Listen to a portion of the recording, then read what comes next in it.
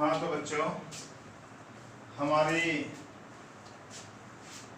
Book में, math की book में देखिए हमारा चैप्टर 2 चल रहा है और चैप्टर 2 में हम 2.4 का फर्स्ट और सेकंड पार्ट दोनों, फर्स्ट सेकंड थर्ड यानी पहले वाले क्वेश्चन के 4 पार्ट थे, चारों आपको अब तक करा दिए हैं।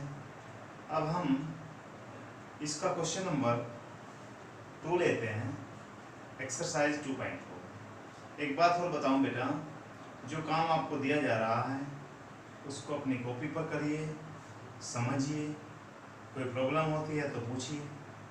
अब देखिए 2.4 का क्वेश्चन नंबर 2। क्वेश्चन नंबर 2 में क्या है, हम देखते हैं क्वेश्चन नंबर 2 क्या कहता है।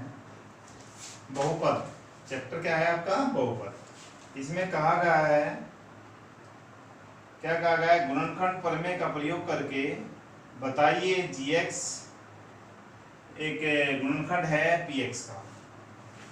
gx को बताना है कि px एक बहुपद दिया हुआ है। देखिए px क्या दिया हुआ है, एक बहुपद दिया हुआ है 2x की पावर 3 प्लस x स्क्वायर और माइनस 2x और माइनस 1। ये हमें एक बहुपद दिया हुआ है और हमें ये बहुपद px की वैल्यू दी हुई है। हम क्या करना है, gx की वैल्यू लिख देते हैं। gx दे रखा है x प्लस 1। क्या है gx की वैल्यू, x प्लस 1। अब बेटा हमें बताना है कि gx px का एक गुणनखंड है।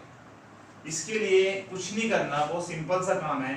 आप gx में जो दिया हुआ है x प्लस 1 को 0 के इक्वल रख दो तो x आपको वैल्यू दे देगा कि 1 माइनस 1 आ गई।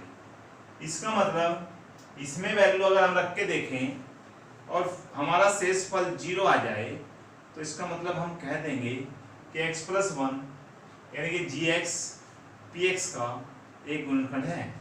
अब मैं जहां पर x है उसकी जगह पर क्या दे देता हूँ, माइनस 1 रख देता हूँ। चलते हैं 2 इंटू बेटा माइनस 1 की पावर 3 आ जाएगा, जैसे पहले क्वेश्चन करें, प्लस माइनस 1 की पावर 2 आ जाएगा, माइनस 2, x की वैल्यू माइनस 1 और माइनस 1 आ जाएगा। यहाँ पर मैं कह सकता हूँ माइनस 1 की पावर 3 है तो माइनस 1 की पावर 3 है तो 2 इंटू माइनस 1 आ जाएगा, आ गया, प्लस माइनस 1 का स्क्वायर करें तो 1 आएगा और माइनस माइनस कितना हो जाएगा, प्लस 2। माइनस 1 की पावर 2 होती है तो बेटा उसका आंसर प्लस में आ जाता है। अब यहाँ पर minus 1, minus 2 plus 1 plus 2 minus 1, 2 से क्या कटेगा, 2, 1 से 1। हमारा आंसर क्या आ गया है, 0। किसकी वैल्यू आई है, 0, p माइनस 1 की वैल्यू। तो इसका मतलब ये हो गया, अगर हमने x प्लस 1 की वैल्यू यानी x की वैल्यू माइनस 1 रखी थी, gx से डिवाइड किया जाए, शेषफल क्या आया, 0। तो हम कह देंगे क्या कि gx px का गुणनखंड है। क्या है भाई, गुणनखंड है। बोलो समझ में आ गया। अब बेटा इसके आगे हम क्या करते हैं, अगला क्वेश्चन लेते हैं, सेकंड पार्ट लेते हैं। मैं एक एक पार्ट करा रहा हूँ, आप कॉपी पे करिए। सेकंड पार्ट, क्वेश्चन नंबर 2 का सेकंड पार्ट भी इसी टाइप का है, बिल्कुल सेम है, जी जैसा ही है। इसमें px की वैल्यू लिख देता हूँ मैं। px क्या दिया हुआ है, px की वैल्यू है x की पावर 3 प्लस 3 x की पावर 2 और भैया प्लस 3x और प्लस 1। और gx की वैल्यू क्या है, gx की वैल्यू है x प्लस 2। हम इसमें रखें, क्या करें, x प्लस 2 इक्वल टू 0 रख दें तो भैया x की वैल्यू क्या आएगी, माइनस 2। हम इसमें यहाँ पर x के स्थान पर क्या रखेंगे, माइनस 2।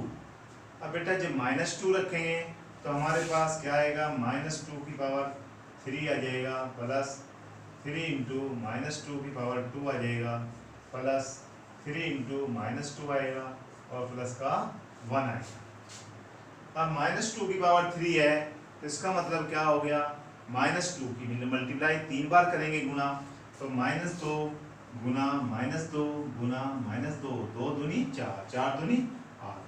3 बार माइनस आया तो माइनस में आ जाएगा, प्लस 3 माइनस 2 का वर्ग करेंगे 4। कुछ बच्चे सोच रहे होंगे माइनस कहाँ भाग गया, बेटा माइनस की पावर 2 होती है तो माइनस खत्म हो जाएगा, प्लस और माइनस की करें तो 4 3 दूनी 6 और प्लस का 1, तो -8 प्लस का क्या आएगा 12, माइनस का 6 और प्लस का 1। अब देखते हैं हमारा आंसर क्या बनता है, माइनस का ये है, ये भी माइनस का है, तो 8 और 6 14, 14 क्या हो गया माइनस का हो गया भैया, अब प्लस का कितना हुआ 3। देख लीजिए फिर 2 की पावर 3 करा था -8 आया, 2 दूनी 4 और 4 दिए 12, 3 दूनी 6 और प्लस 1, यानी कि 8 और 6 14, तो माइनस का आया है, प्लस का 13 आया है, तो माइनस क्या आ गया 1, तो इसका मतलब यह 0 के बराबर नहीं आया, तो इसका मतलब क्या कह देंगे कि gx px का गुणनखंड नहीं है, px का गुणनखंड नहीं है। आपको समझ आ गया होगा, खंड नहीं है। तो बेटा ये हो गया हमारा सेकंड पार्ट। अब थर्ड पार्ट की तरफ चलते हैं। सेकंड का ही चल रहा है, क्वेश्चन नंबर 2 का सेकंड पार्ट अभी देखते हैं हम क्या कहता है थर्ड पार्ट।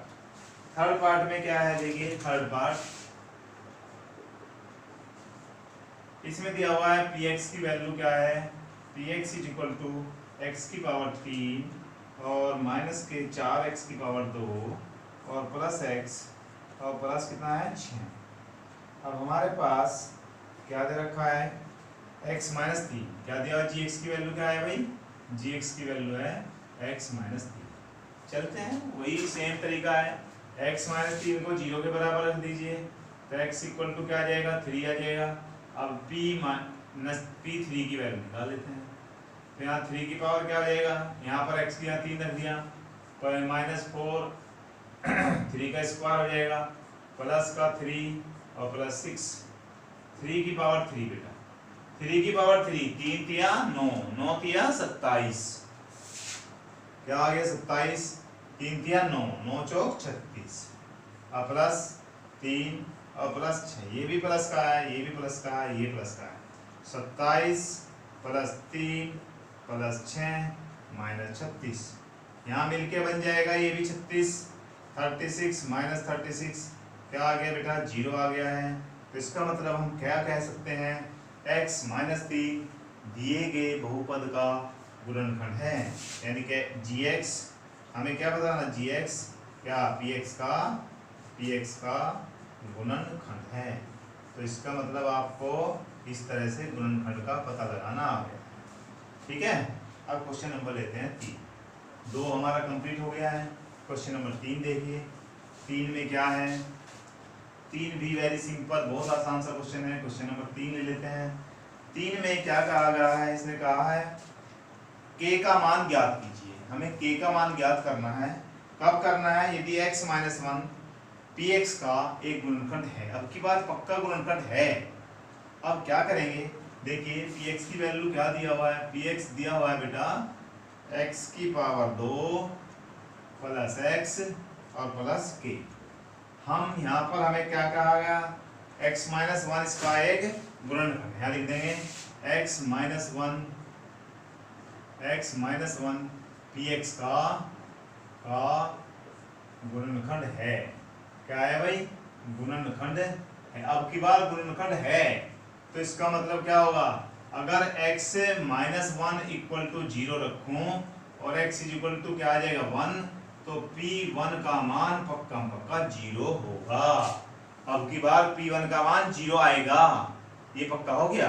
रखते हैं यहाँ पर वैल्यू, तो यहाँ पर क्या हो जाएगा 1, x की यहाँ क्या रखें 1 का स्क्वायर देंगे यहाँ पर, ये यहाँ पर, तो 1 का स्क्वायर प्लस क्या आया 1 और प्लस क्या आया k इक्वल टू क्या है बेटा 0। 1 का square 1 plus k equal to 0, यानी कि 2 प्लस k इक्वल टू 0। अब 2 कहाँ जाएगा, 0 से इधर चला जाएगा, तो बेटा जब यहाँ ये प्लस में है इधर जाके माइनस हो गया, तो k का मान क्या आ गया अब की बार -2। अगला सवाल नेक्स्ट पार्ट लेते हैं, ये वाला फर्स्ट पार्ट था, अब हम सेकंड पार्ट ले लेते हैं। इसको मैं मिटा देता, आप इसको रोको करो, ऐसे रोका और वहीं से उतार लिया और फिर अगला क्वेश्चन चालू कर दिया, तो आप इस तरह से एक एक क्वेश्चन कर पाओगे। अब आगे नेक्स्ट क्वेश्चन है, देखिए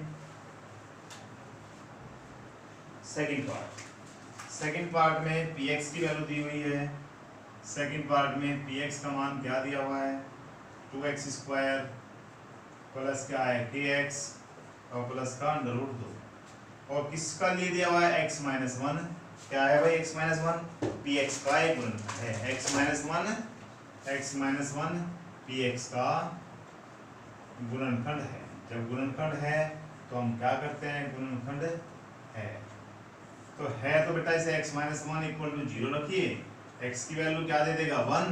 अब हमें क्या करना है यहाँ पर 1 रखना है इसमें p1 की वैल्यू पक्का 0 होगी क्योंकि 0 क्यों होगी क्योंकि x-1 इसका एक गुणनखंड है। जब तो हम 0 लाते थे जब पता लगता था।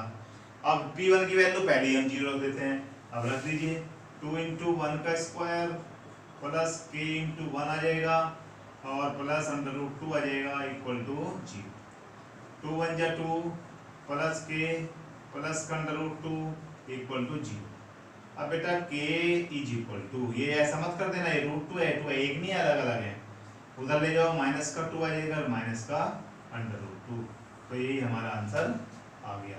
इसमें से कॉमन ले सकते हैं या हम ऐसे भी लिख सकते हैं या माइनस कॉमन ले लो 2 प्लस √2 आ जाएगा यानी कि हमारे पास k का मान ये आ गया। ये भी लिख सकते हो ये भी लिख सकते हो। आगे नेक्स्ट पार्ट करते हैं थर्ड पार्ट।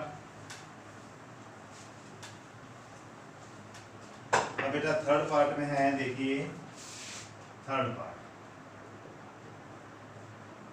px की वैल्यू क्या है भाई kx² और माइनस √2x और प्लस 1 सब एक ही तरह के क्वेश्चन है। मैं फोर्थ पार्ट भी यहाँ पर लिख देता हूँ। देखो इसमें दिया हुआ है px की वैल्यू क्या है px is equal to kx² minus 3x और प्लस k यो है। अब में दोनों पार्ट एक साथ हो जाएंगे। हमारे पास क्या दिया हुआ है x-1 px का एक गुणनखंड है px का एक गुणनखंड है। पहले तो यही लिखना पड़ेगा। जब गुणनखंड है तो यहाँ पर लिख दीजिए x-1 इक्वल टू 0 और x की वैल्यू क्या आ जाएगी भाई 1। p1 की वैल्यू क्या हो जाएगी 0 रख दीजिए। यहाँ पर k 1 का स्क्वायर माइनस √2 x की जगह 1 प्लस 1 इक्वल टू 0। k 1 का स्क्वायर तो 1 ही हो जाएगा √2 प्लस का √2 आ जाएगा माइनस का √2 और प्लस 1 इक्वल टू 0। √2 को उठा के ले जाइए k इज इक्वल टू क्या आ जाएगा √2 माइनस 1 यानी कि k की वैल्यू हमारे पास क्या आ गई √2 माइनस 1। इस तरह से हमारा क्वेश्चन नंबर सेकंड का थर्ड पार्ट पूरा हो गया। इसके लिए भी वही होगा x-1 इसका गुणनखंड है तो हम यहाँ पर क्या रख देंगे px के स्थान पर 1 इक्वल टू 0 हो जाएगा बेटा k × 1 का स्क्वायर माइनस 3 × 1 और प्लस k इक्वल टू 0। यहाँ पर k आ जाएगा माइनस kx²। तो देख लेते हैं kx² minus 3x minus k plus k ठीक है -3 plus k equal to k plus k 2k और -3 इक्वल टू 0। 3 को उधर ले जाइए जो अचर पद है एक तरफ और चर वालों एक तरफ 3 k की वैल्यू क्या आ जाएगी 3/2। इस तरह से हमारा क्वेश्चन नंबर 2 और क्वेश्चन नंबर 3 के सभी पार्ट कंप्लीट हो गए हैं। अब आगे नेक्स्ट क्वेश्चन नेक्स्ट लेक्चर में कराएंगे। थैंक यू बेटा।